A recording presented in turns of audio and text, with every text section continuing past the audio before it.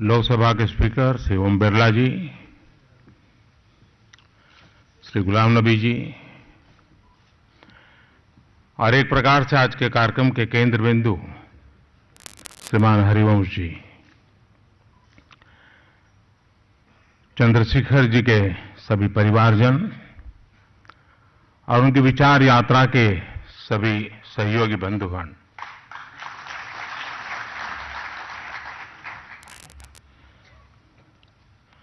आज के राजनीतिक जीवन में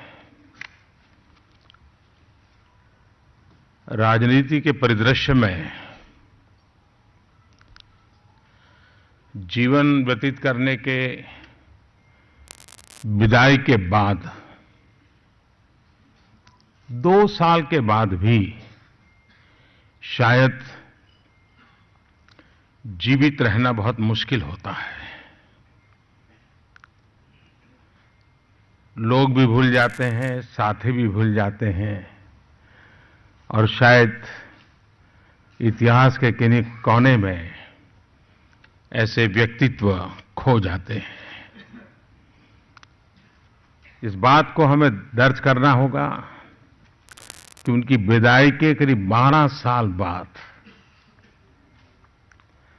आज भी चंद्रशेखर जी हमारे बीच में उसी रूप में जीवित है।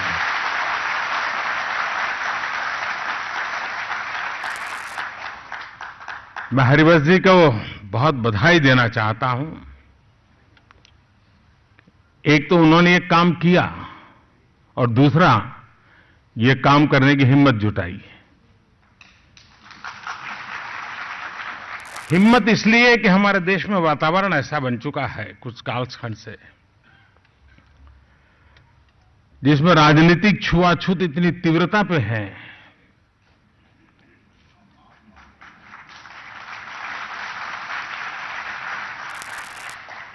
कल तक हरिवंश जी एक पत्रकारिता जगत से आए हुए निष्पक्ष और वैसे ही राज्यसभा में डिप्टी चेयरमैन के रूप में काम करने वाले व्यक्ति, लेकिन शायद इस किताब के बाद पता नहीं हरिवंश जी पे क्या क्या लेबल लगेंगे।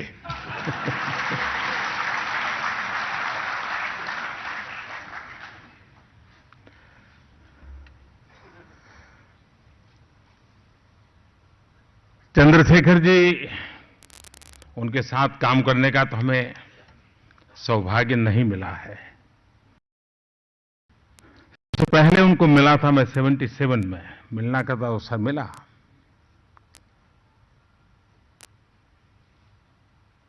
कुछ घटनाएं मैं जरूर यहां शेयर करना चाहूंगा। एक दिन मैं और भैरों सिंह शेखावत दोनों हमारी पार्टी के काम से दौरे पर जा रहे थे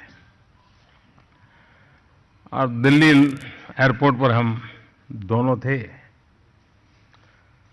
चंद्रशेखर जी भी अपने काम से कहीं जाने वाले थे, तो एयरपोर्ट पे दूर से दिखाई दिया कि चंद्रशेखर जी आ रहे हैं। तो भैरव सिंह जी मुझे पकड़ करके साइड में ले गए और अपनी जेब में जो था सब मेरी जेब में डाल दिया। और इतनी जल्दी जल्दी हो रहा था, ये सब मेरी जेब में क्यों डाल रहे हैं? इतने में चंद्रशेखर जी आते ही चंद्रशेखर जी ने पहला काम किया, भैरों के जेब में हाथ डाला।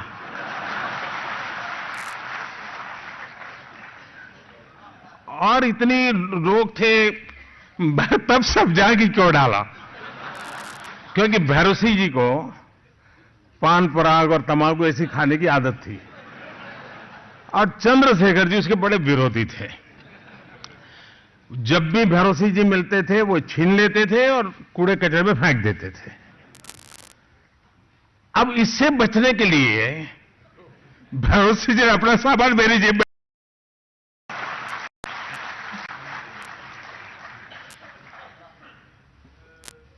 कहां जनसंघ और भारतीय जनता पार्टी के लोग, उनकी विचारधारा, और कहां चंद्रशेखर जी और उनकी विचारधारा। लेकिन ये खुलापन, ये अपनापन और भैरव सिंह जी को भविष्य में कुछ न हो जाए इसकी चिंता चंद्रशेखर जी को रहना, ये अपने आप में बड़ी बात है। चंद्रशेखर जी अटल जी को हमेशा व्यक्तिगत तौर पर भी और सार्वजनिक तौर पर भी गुरुजी कह करके बुलाते थे और हमेशा संबोधन गुरुजी के नाते करते थे और कुछ भी कहने से पहले सदन में भी बोलते थे तो गुरुजी आप मुझे क्षमा करिए, मैं जरा आपकी आलोचना करूंगा, ऐसा करके कहते थे। अगर आप पुराने रिकॉर्ड देखेंगे तो ये उनकी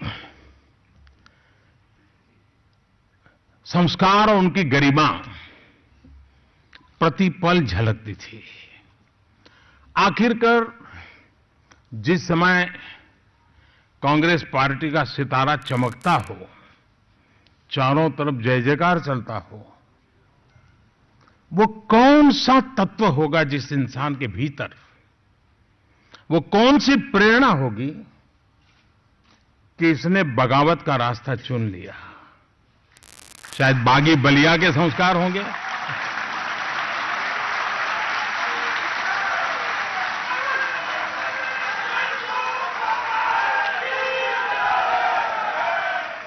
शायद बागी बलिया की मिट्टी में आज भी वो सुगंध होगी और जिसका परिणाम था इतिहास की दो घटनाएं बड़ी महत्वपूर्ण मैं नजर करता हूं। जयप्रकाश नारायण जी बिहार, महात्मा गांधी गुजरात। देश आजाद होने के बाद देश के प्रधानमंत्री का निर्णय एक गुजराती को करने की नौबत आई तो उसने एक बिन गुजराती को चुना और लोकतंत्र की लड़ाई में विजय होने के बाद एक बिहारी को प्रधानमंत्री तय करने की नौबत आई, उसने एक गुजराती को प्रधानमंत्री चुना। उस समय यह था चंद्रशेखर जी बनेंगे या मोरारजी भाई बनेंगे। और उस समय मोहनलाल धारिया, क्योंकि मुझे चंद्रशेखर जी के कुछ साथियों के साथ जो संपर्क जब मेरा ज्यादा रहा उसमें मोहन धारिया जी के साथ रहा, जॉर्ज फर्नांडिस के साथ रहा और उनकी बातों में चंद्रशेखर जी के आचार और विचार ये हमेशा प्रतिबिंबित होते थे और आदरपूर्वक होते थे। और भी लोग होंगे जिनका शायद मेरा संपर्क नहीं आया होगा। चंद्रशेखर जी बीमार रहे और मृत्यु के कुछ समय पहले, कुछ महीने पहले उनका टेलीफोन आया मुझे। मैं गुजरात में मुख्यमंत्री था। तो उनका भाई दिल्ली कब आ रहे हो? मैंने कहा बताइए साहब क्या है। नहीं ऐसे ही एक बार अगर आते हो तो घर पे आ जाइए, बैठेंगे। मेरा स्वास्थ्य ठीक होता तो मैं खुद चला आता। मैंने कहा मेरे लिए बहुत बड़ी बात है, आपने मुझे फोन करके याद किया है। तो मैं उनके घर गया और मैं हैरान था जी, स्वास्थ्य ठीक नहीं था। लंबे देर तक मुझसे बातें की और गुजरात के विषय में जानने का प्रयास किया, सरकार के रूप में क्या क्या चल रहा है वो जानने का प्रयास किया। लेकिन बाद में देश के संबंध में उनकी सोच क्या है, समस्याएं क्या दिख रही हैं, कौन करेगा, कैसे करेगा, भाई तुम लोग नौजवान हो देखो क्या, यानी और बड़े भावुक भी थे। वो मेरी उनसे आखिरी मुलाकात थी। लेकिन आज भी वो अमिट छाया, विचारों की स्पष्टता, जन सामान्य के प्रति कमिटमेंट, लोकतांत्रिक व्यवस्थाओं के प्रति समर्पण, ये उनके हर शब्द में निखरता था, प्रकट होता था। चंद्रशेखर जी, ये किताब हरिवंश जी ने जो रखी है उसमें हम चंद्रशेखर जी को तो भली भांति समझने का अवसर मिलेगा, लेकिन उस कालखंड की जो घटनाएं हैं उन घटनाओं को संबंध में हमें जो अब तक बताया गया है उससे इसमें बहुत कुछ विपरीत है। और इसलिए हो सकता है कि एक वर्ग इस किताब को उस रूप में भी एनालिसिस करेगा, क्योंकि उस समय इतना, और एक हमारे देश में फैशन है कि कुछ लोगों को कोई कुछ अधिकार प्राप्त है, रिजर्वेशन है वहां। आज छोटा मोटा लीडर भी 10-12 किलोमीटर पदयात्रा करे तो 24 घंटे टीवी चला लेगा, मीडिया के पहलेपन पर छप रहेगा। चंद्रशेखर जी ने चुनाव के इर्द गिर्द नहीं, पूर्णतया गांव गरीब किसान को ध्यान में रख के पदयात्रा की। इस देश ने उसको जो गौरव देना चाहिए नहीं दिया, हम चूक गए।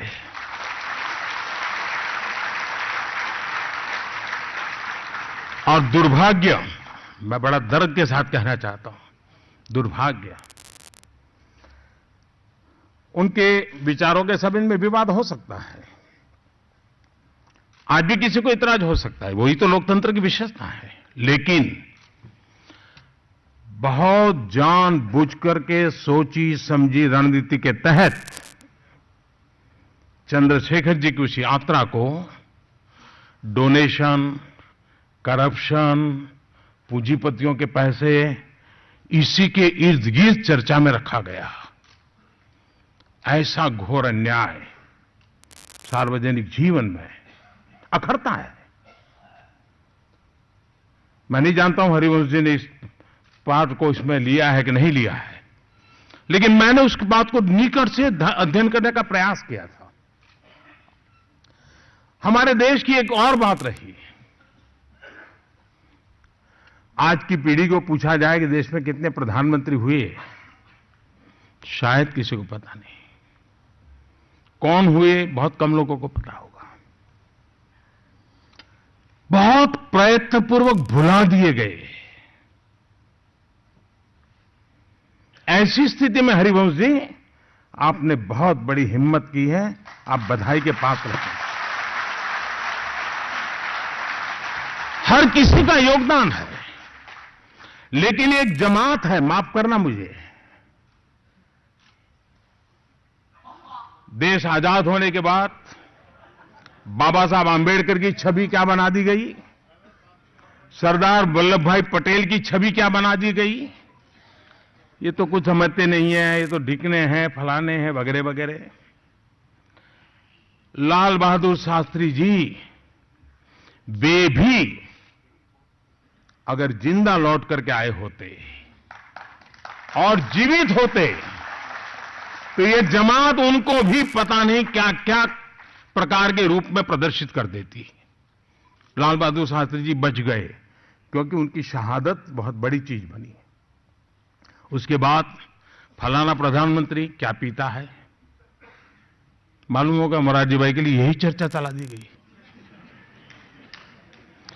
फलाना प्रधानमंत्री मीटिंग में भी सोता है, फलाना प्रधानमंत्री तो बैकस्टैप करता है। यानी जितने भी, हर एक को एक ऐसे टाइटल दे दिए गए ताकि उनका काम, उनकी पहचान दुनिया को हो ही नहीं, भुला दिया गया। लेकिन आप सबके आशीर्वाद से मैंने ठान ली है,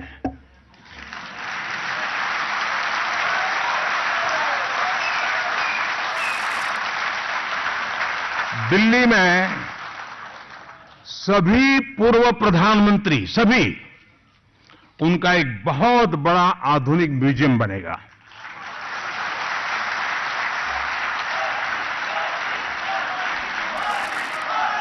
सभी पूर्व प्रधानमंत्री के परिवारजनों से, मित्रों से मेरा आग्रह है कि वो सारी चीजें इकट्ठी करें ताकि आने वाली पीढ़ी को पता चले, हाँ, चंद्रशेखर जी हमारे प्रधानमंत्री थे और उनके जीवन में ऐसी ऐसी विशेषताएं थी, उनका ये योगदान था।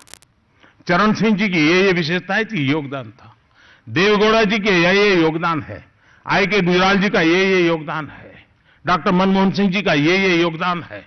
सभी राजनीतिक छुआछूत के परे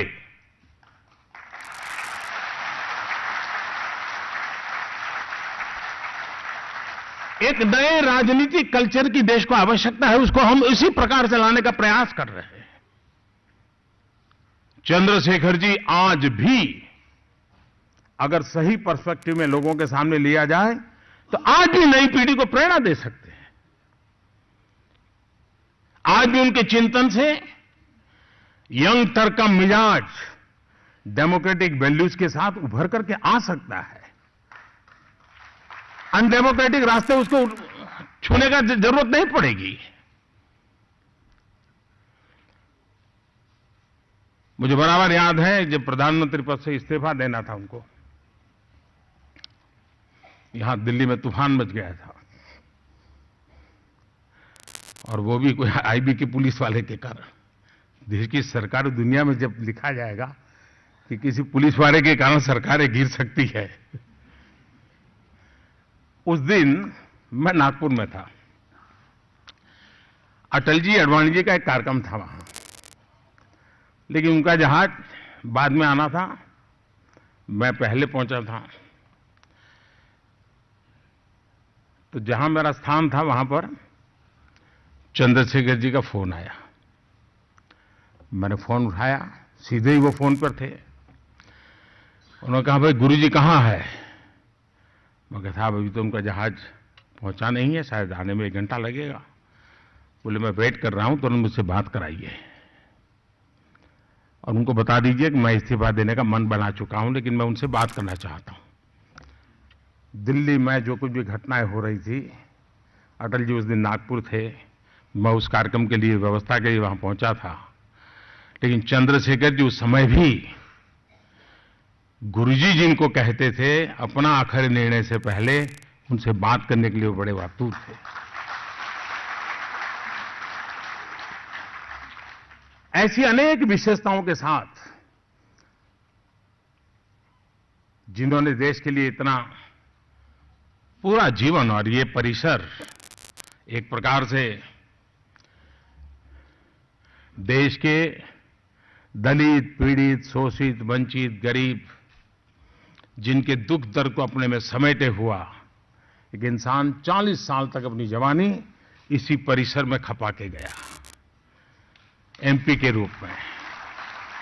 उसी परिसर में आज हम शब्द देह से उनको फिर से एक बार पुनर्स्मरण कर रहे हैं, पुनर्जीवित कर रहे हैं। उनसे प्रेरणा लेकर के हम भी देश के सामान्य मानव के लिए कुछ करें, यही उनके प्रति सच्ची आदरांजलि होगी। मैं फिर एक बार हरिवंश जी को हृदय से बहुत बहुत बधाई देते हुए, उनके परिवारजनों को भी याद करते हुए मेरी वाणी को विराम देता हूं। धन्यवाद।